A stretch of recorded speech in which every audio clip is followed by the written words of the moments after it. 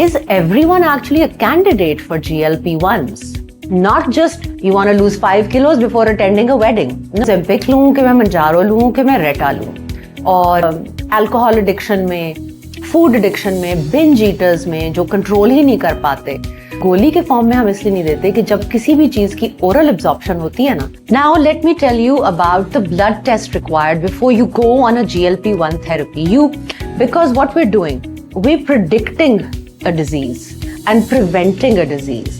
So there are skinny fat people also, and you देखते ही मुझे कैसे पता चल जाता है कि आपको इंसुलिन रेजिस्टेंस है. So थोड़े अरसे के बाद the feedback that I get is people ask me कि यंग बच्चा ले सकता है.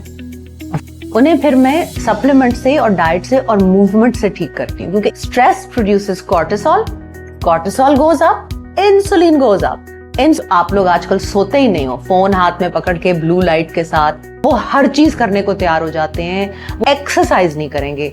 दे are so harmful, they are more damaging than sugar. एक कतरा जो है वो बॉडी में 17 साल रहता है.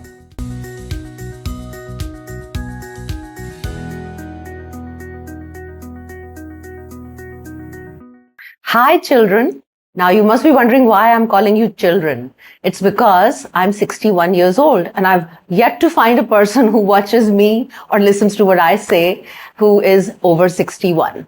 So I am a functional medicine doctor, and just to clear a myth, functional medicine doctors are actually MBBS doctors. I get a lot of these questions like आपने MBBS किया है? Yes, हम MBBS करते हैं. फिर मैंने medical microbiology, integrative nutrition, functional medicine, peptide therapy, basically regenerative medicine.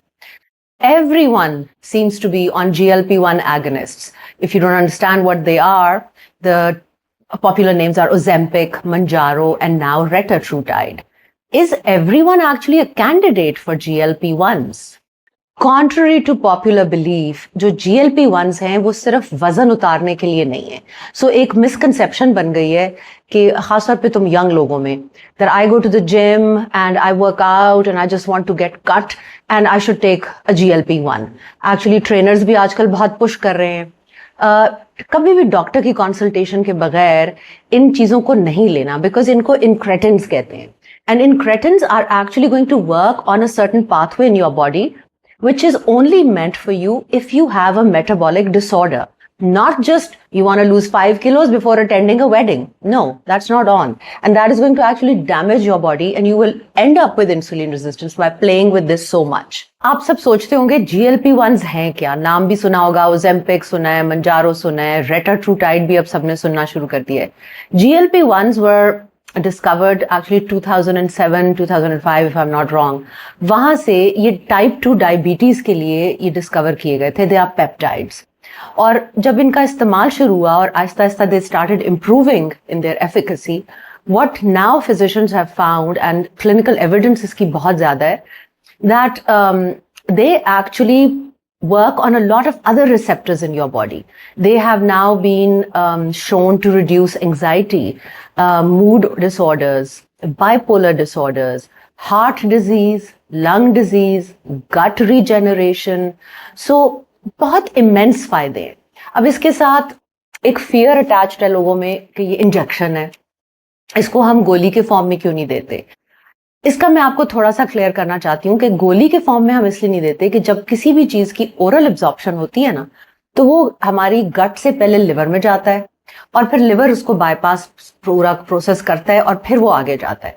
ये जो हम सबक्यूटेनियस शॉट देते हैं ये सीधा जाता है हमारे ब्रेन के एक एरिया में, वो छोटा सा एक एरिया है, वहां पे वो बैरियर नहीं होता.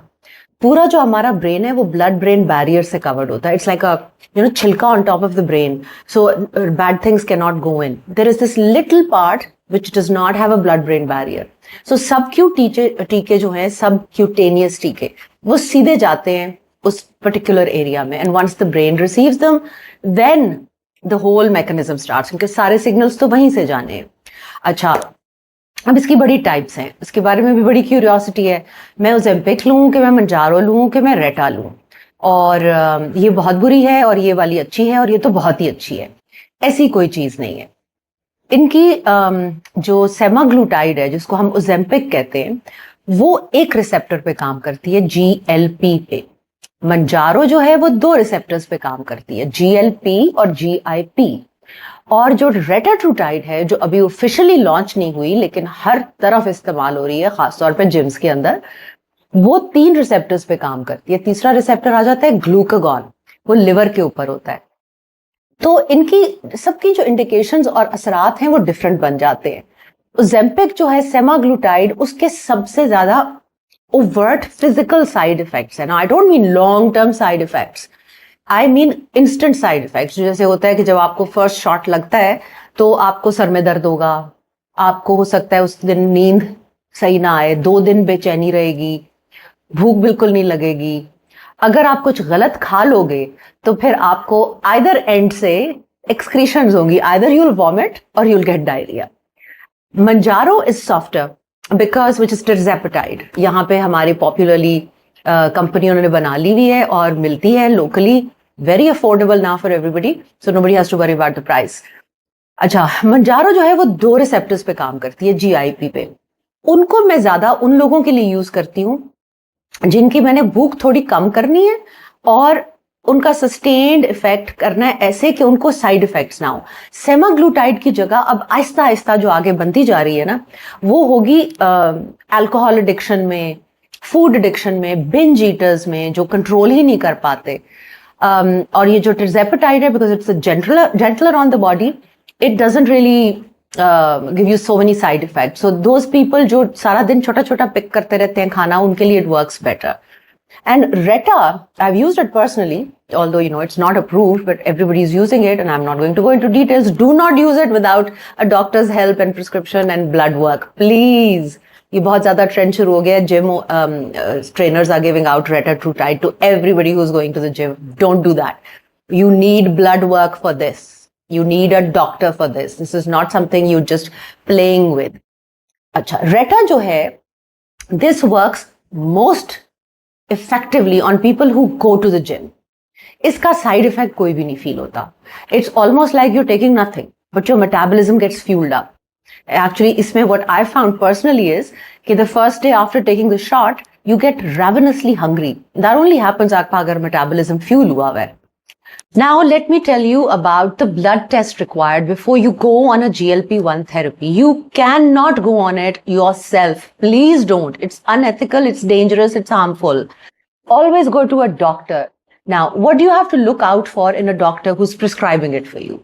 There are certain people जो डॉक्टर्स हैं वो बहुत सारे ब्लड वर्क नहीं कराते, बेसिक से कराते हैं. इसका एक मेजर रीजन ये भी है कि blood test are expensive, but this is a therapy which is also not very cheap and it's a disease you managing in the long term. So blood test please पूरा panel करवाएं. अच्छा, be careful if your doctor is not checking for insulin levels, you are seeing the wrong practitioner. वो आपका HbA1c देख रहे हैं, glucose देख रहे हैं, लेकिन इंसुलिन नहीं देख रहे, तो उसका कोई मतलब नहीं है. It's insulin related. The whole disease spectrum is related to high levels of insulin. The other thing you have to keep in mind, जो हमारे लैब्स की वैल्यूज होती है ना, वो एक जनरल स्पेक्ट्रम है, एक पुरानी स्पेक्ट्रम बनी हुई है कि ये कट ऑफ है उसका, ये लोअर एंड है और ये हायर एंड है. जब हम फंक्शनली देखते हैं, फंक्शनल मेडिसिन, उसमें हम क्या करते हैं कि हमारी रेंज बहुत फर्क होती है. Because what we are doing, we predicting a disease and preventing a disease. So blood work को इसलिए मैं करवाती हूँ, बहुत एक्सटेंसिव ब्लड वर्क, कि उस ब्लड वर्क को देख के मेरी पूरी पिक्चर बनती है. उसकी फिर मैं आपकी फैमिली हिस्ट्री लूंगी, उसमें सारा कुछ मुझे पता चलेगा कि इस ट्रेजेक्ट्री के ऊपर बेस करके इस इंसान को अगले 1 साल में क्या क्या बीमारी बन सकती है, 2 साल में क्या हो सकता है, 5 साल में क्या हो सकता है, 10 साल में क्या हो सकता है. फिर बेस्ड ऑन दिस आपकी ट्रेजेक्ट्री के ऊपर बेस करेगा कि अब आपकी हमने GLP थेरेपी करनी भी है कि नहीं. So there are skinny fat people also, and you will be surprised what is the skinny fat people, जो दिखने में बिल्कुल दुबले पतले हैं, बट उनका फैटी लिवर भी है और उनकी इंसुलिन हाई होती है. उसको भी रिकग्नाइज करने का तजर्बेकार जो आंख होती है, जैसे मेरे पास तो कोई आता है तो मैं देख के बता देती हूँ insulin resistant, not insulin resistant. Pakistan में, सब कॉन्टिनेंट में, इंडिया में, हमारे पूरे एरिया में इंसुलिन रेजिस्टेंस बहुत कॉमन है. हमारे लिए ब्लड टेस्ट का क्राइटेरिया वैसे भी चेंज कर दिया गया है. बिकॉज अब वेस्ट में हमारे डॉक्टर्स बहुत प्रैक्टिस कर रहे हैं और सब कॉन्टिनेंट के लोग जो हैं वो वेस्ट में बहुत रहते हैं, तो उनके ऊपर भी स्पेसिफिक रिसर्च हो रही है, अफ्रीकन अमेरिकन के ऊपर स्पेसिफिक रिसर्च होती है, कैरिबियंस पे होती है. So different nationalities respond differently because genetic coding फर्क होती है. तो हमारे लिए कौन सी वाली जरूरी है, उसके लिए हमें ब्लड टेस्ट चाहिए. अच्छा, वो ब्लड टेस्ट जब हो जाएंगे, फिर आपकी एज को देख के either the doctor, the practitioner, this is how I do it, I will plug in one of the GLP-1s. It could be Sema, it could be tirzepatide, it could be Reta. I have seen good results with all three.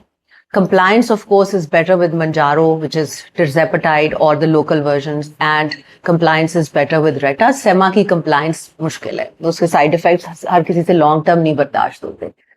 अच्छा, इसके बाद depending on the age, अगर आप इस window of intervention पे आए हैं कि मैं इस ट्रीटमेंट के बगैर आपको खाली सप्लीमेंट से और डाइट से ट्रीट कर सकूं, तो मैं आपके वो ट्रीटमेंट डिले कर दूंगी. देखूंगी कि जो मैं आपको सप्लीमेंट्स दे रही हूँ, डाइट लाइफस्टाइल प्लान दे रही हूँ, वो अगर आप कर रहे हो तो आपके जो अगले 3 महीने के ब्लड टेस्ट होंगे ना, वो मुझे आपकी प्रोडिक्शन दे देंगे कि ये चीजें इंप्रूव हुई हैं इस करंट थेरेपी से.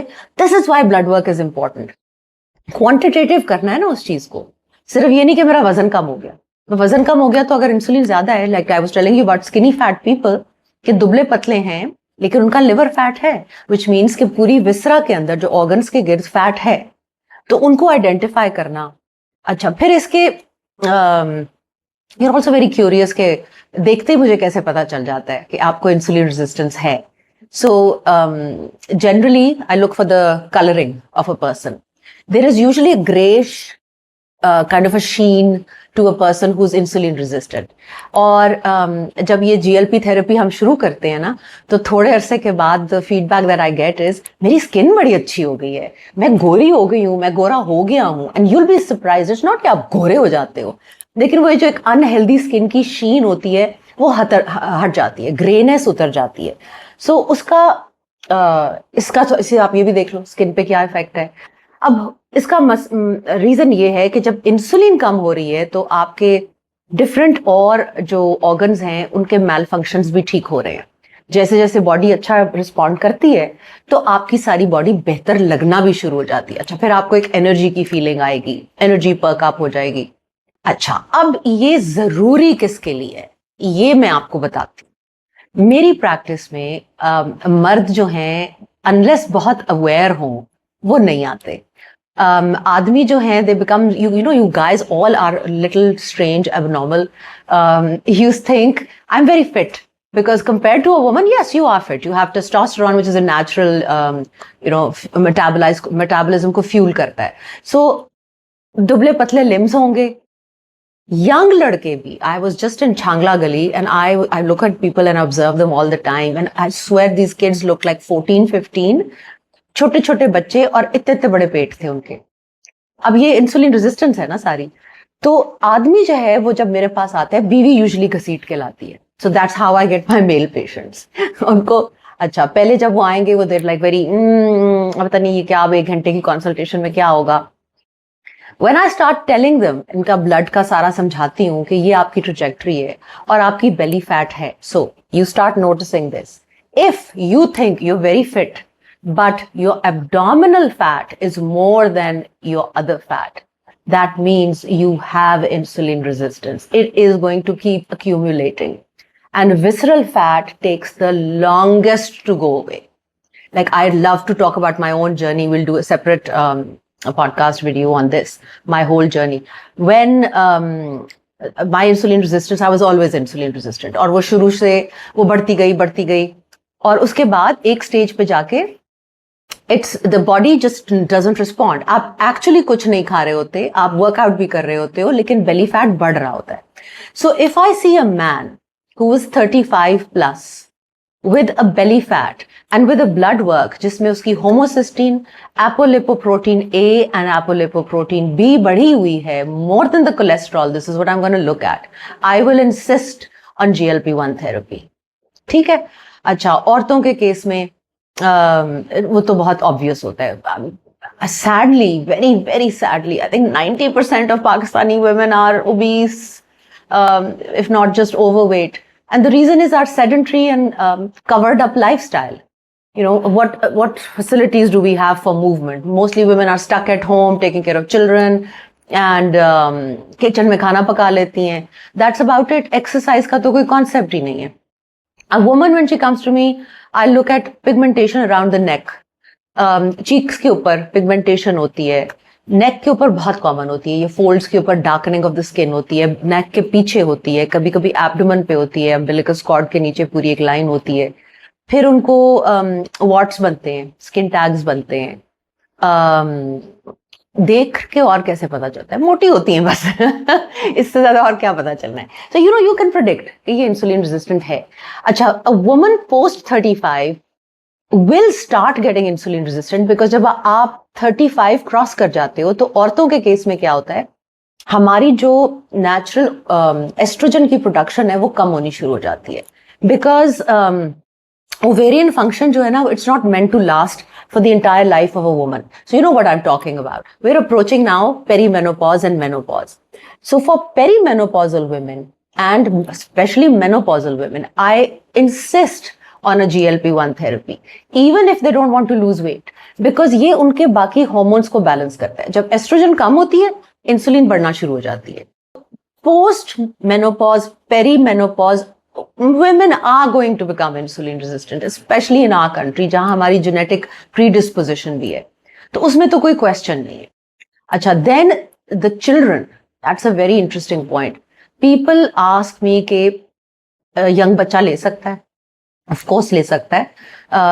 12 साल से ऊपर 11 साल भी जो बच्चा है उसको अलाउड है, ये ऑफिशियली FDA भी अलाउ करती है. तो बच्चा, उसको, उस बच्चे को मैं दूंगी जो ओबीस है, जिसकी जेनेटिक हिस्ट्री बहुत बुरी है, दोनों वालिदैन भी ओबीस है, और घर में खाना इतना बुरा पक रहा है कि मुझे उम्मीद नहीं है कि वो लाइफस्टाइल से उसको ठीक कर पाएगा. ऐसे भी बच्चे आते हैं मेरे पास जो बड़े अवेयर माओं के बच्चे होते हैं, खुद भी अवेयर होते हैं. उनको मैं फिर GLP-1 नहीं देती, उन्हें फिर मैं सप्लीमेंट से और डाइट से और मूवमेंट से ठीक करती हूँ, क्योंकि इस एज पे रिवर्स हो जाती है. But a child who can have like milk shakes and burgers and junk food and pizzas, and वो इतना ओवरवेट है कि वो मूवमेंट कर ही नहीं सकता, और इट्स अ गर्ल. अब गर्ल्स को जब 12 साल में अगर इंसुलिन रेजिस्टेंस हो तो उनको PMOS बन जाता है, formerly called PCOS, polycystic ovarian syndrome. ना उसकी टर्म चेंज कर दी है, सिस्ट्स के बगैर भी जो है उसको डिसऑर्डर मानते हैं. तो POMS होता है, और उसके बाद फिर इनफर्टिलिटी, यानी पीरियड्स इरेगुलर होने शुरू हो जाएंगे. तो उन बच्चियों को भी मैं जरूर देती हूँ, बहुत छोटी dose. I call it a micro dose. It's not really micro dose, it's below therapeutic dose. Children respond very quickly because उनके अंदर हम बड़ी अर्ली विंडो ऑफ इंटरवेंशन में जाते हैं. तो अगर आपको परेशानी है कि आपके बच्चे में ये कोई प्रॉब्लम है या डेवलप हो सकती है, और उसकी ईटिंग कंट्रोल नहीं हो रही, और वो बच्चा फिजिकल एक्टिविटीज किसी सूरत नहीं कर रहा, या आपकी बेटी के पीरियड्स इरेगुलर हैं, स्कैंटी हैं, तो आप जरूर इस चीज को कंसिडर करें और अपनी इंसुलिन टेस्ट कराएं. And then talk to a doctor who is a little out of the box thinker. You know, for these therapies, you need doctors who think out of the box. एक पुराने text जो हमने पढ़े होते हैं उनके ऊपर अब हमारी दुनिया नहीं चल सकती. The world has changed, and we have to adapt our practice according to that. Now, the other interesting thing is to get so many details about whether you prescribe something or you don't. You cannot do that in a 5-minute consultation. You have to have a long consultation. तो घंटे में मैं आपकी पूरी history पूछूंगी, आपकी habits का पूछूंगी, आपके स्ट्रेस लेवल्स का पूछूंगी. Now what does stress have to do with it? Stress produces cortisol. Cortisol goes up, insulin goes up. Insulin goes up, cortisol goes up. Vicious cycle. And what does cortisol do? Belly fat. What does insulin do? Belly fat. ठीक है, connection बन रहा है कुछ. I will find out कि रात को नींद कैसी आती है. This is another topic we'll eventually go to. Sleep. जो आप लोग आजकल सोते ही नहीं हो, फोन हाथ में पकड़ के ब्लू लाइट के साथ. स्लीप आपकी डिस्टर्ब्ड है तो इंसुलिन बढ़ेगी ही बढ़ेगी. You cannot have a good life, a healthy life if you do not sleep on time. अगर आप इसको बहुत अवॉइड करना चाहते हो कि ये हमें कभी जिंदगी में इस्तेमाल ना करनी पड़े, तो प्लीज अंडरस्टैंड कि आपकी जिंदगी में एक इंटरवेंशन की विंडो आई थी, कि आनी है, कि अभी आई है। उस स्टेज पे तो आप कंट्रोल कर सकते हो। अगर वो आपने विंडो गुजार दी है और आपके अंदर जेनेटिक टेंडेंसी है, फिर आपको करनी पड़ेगी। To avoid having to go on this, the earlier you start these lifestyle habits, the better. It will still catch up once you're getting older, but you can keep it at bay. So you have to movement. जो हमारे मुल्क में it is impossible for me to convince people, वो हर चीज करने को तैयार हो जाते हैं। वो ब्यूटिशियंस के, एस्थेटिशियंस के पास जाके लाइपोसक्शन करा लेंगे, बेरियाट्रिक सर्जरी करा लेंगे, एक्सरसाइज नहीं करेंगे। But जो exercise, we were not meant to have 3 to 4 meals a day. We were meant to have hardly any food. That is how our genetic coding is. और वो भी हमने मूवमेंट से सारा बंद करना होता था। ये मिथ है कि आप 4 दफा दिन में खाना नहीं खाओगे या 3 दफा नहीं खाओगे तो आपकी ग्रोथ नहीं होगी। It's rubbish. अच्छा, दूसरी चीज, आपको अपनी विटामिन्स का बहुत ख्याल रखना है। So you need to make sure आपकी विटामिन D3 के लेवल्स ठीक हो। And if that is not adequate, there is more chance of you getting insulin resistant. So exercise, vitamins में specifically vitamin D3, then your seed oil consumption. Now what are seed oils? They are so harmful, they're more damaging than sugar. जब हम किसी को मना करते हैं ना, तो वो कहते हैं हम चाय में 1 चम्मच चीनी के बगैर चाय नहीं पी सकते, तो मैं उसे कहूंगी कि वो डालो, लेकिन बेकरी से कुछ नहीं लेके खाना। Why? Because वो सारी ट्रांस फैट्स हैं, वो सारी गंदा ऑयल है, और वो एक कतरा जो है वो बॉडी में 17 साल रहता है, और उससे जो इन्फ्लेमेशन प्रोड्यूस होती है, it's too scientific for me to go into, but it's unbelievable.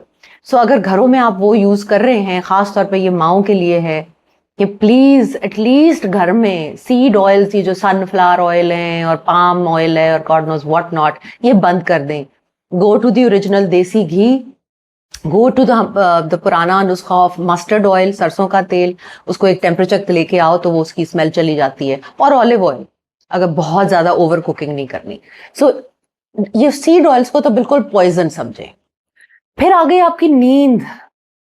Oh my God, सोओगे नहीं तो कुछ भी ठीक नहीं होगा। हाँ, उतना होगा कि मेरे पास आओगे तो मैं जितना आपको दवाई से पुश दे सकती हूँ, सप्लीमेंट से दे रही हूँ, उतना ही कर पाऊंगी। Ideal optimal results नहीं आएंगे। You know who I get the optimal results with? Are people who move, who take vitamins, who sleep on time and eat generally clean. उनके ऊपर best results आते हैं। If you don't work out, it's not gonna happen. Then, one other pet peeve of mine. A lot of women will come to me and don't get offended now, and they'll say, हमने सुना है इससे muscle mass loose हो जाता है। तो शुरू में तो मैं बड़ी रीजनिंग करती थी, अब मैं उनसे कहती हूँ, है आपका मसल है, दिखाएं कहाँ है। तो मसल है ही नहीं तो लॉस तो नहीं होगा ना। वो तो जब भी आप ड्रास्टिक कोई डाइट करोगे तो मसल लॉस होगा, विच इज कॉल्ड कैकेक्सिया। तो ये जो ओबीस लोग हैं जो कभी वर्कआउट करते ही नहीं है, उनका ऑलरेडी मसल मास है ही नहीं।